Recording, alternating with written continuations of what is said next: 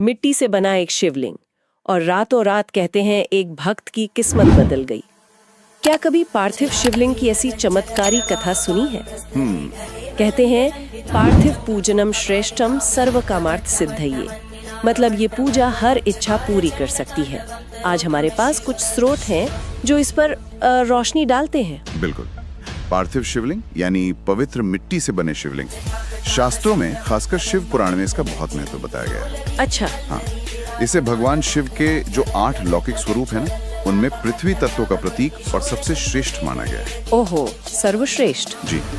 और दिलचस्प बात यह है कि शिव पुराण के अनुसार कलयुग में, मतलब आज के समय में, ये पूजा सबसे सरल और जल्दी फल देने वाली कही गई है। अरे वाह, इसी से जुड़ी एक कहानी भी है ना, एक गरीब ब्राह्मण की। हाँ, एक कथा आती है, बहुत पहले की बात है।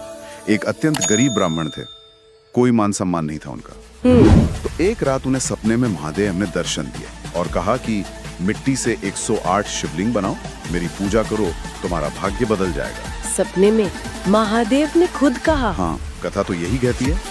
ये एक तरह से दिखाता है कि सच्ची श्रद्धा हो तो उपाय कितना भी सरल क्यों ना हो, वो असर करता है। सही बात। तो उन्होंने किया क्या फिर?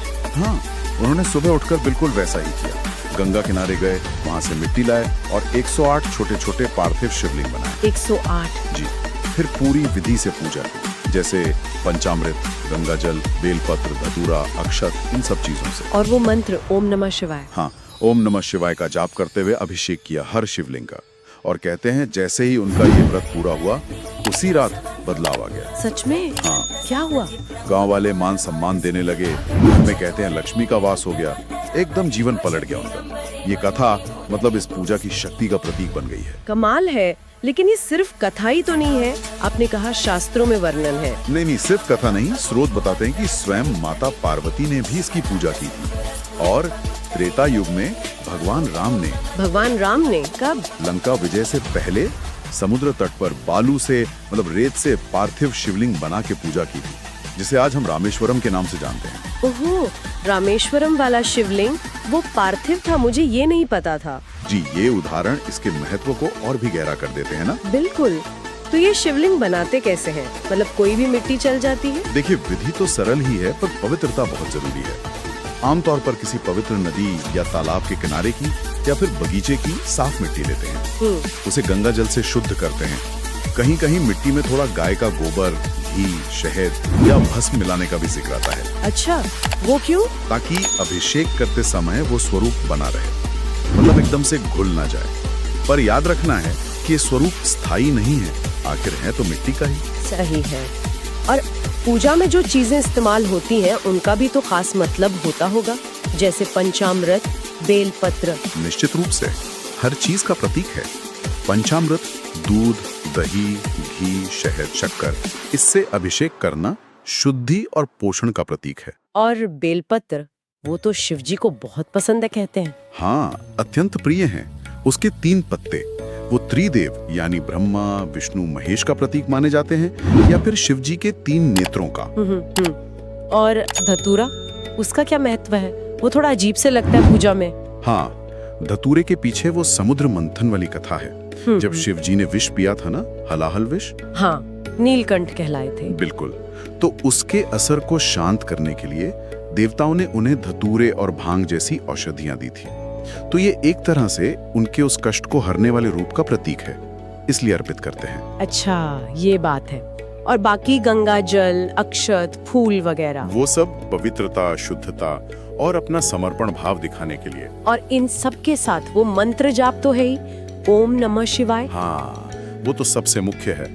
ये पंचाक्षर मंत्र है, न, म, शी, वा, य।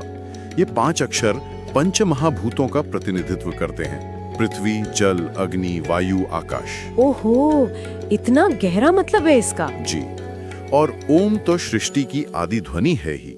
माना जाता है कि इस मंत्र के जाप से सिर्फ आसपास का वातावरण ही शुद्ध नहीं होता, बल्कि अपने मन और शरीर में भी इन 5 तत्वों का संतुलन बनता है। कमाल है। स्रोतों में शिव चालीसा पढ़ने का भी जिक्र था। हाँ, शिव चालीसा का पाठ भी वो भक्ति और कृपा पाने का एक और तरीका माना गया है। ऐसी मान्यता है कि इसके रोजाना पाठ से डर दूर होता है, दुख कम होते हैं और जो भी सांसारिक इच्छाएं हैं उनकी पूर्ति में मदद मिलती है।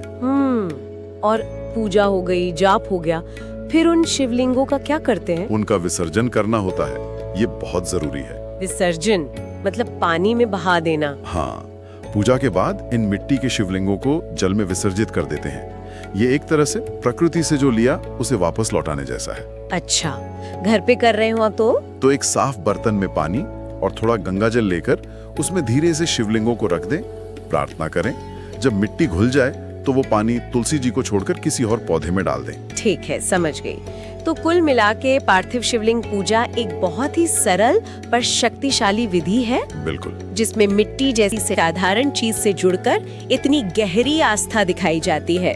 और जैसा स्रोतों में कहा गया है, भोलेनाथ सच्चे मन से की गई इस पूजा से बहुत जल्दी खुश होते हैं। हाँ, ये सिर्फ इच्छाएं पूरी करने का तरीका नहीं है, ये आत्मा को शांति देने, जीवन को एक दिशा देने का भी साधन है। इसमें प्रकृति से जुड़ाव है, 5 तत्वों का संतुलन है, शिव तत्व के प्रति एक गहरा समर्पण भाव है।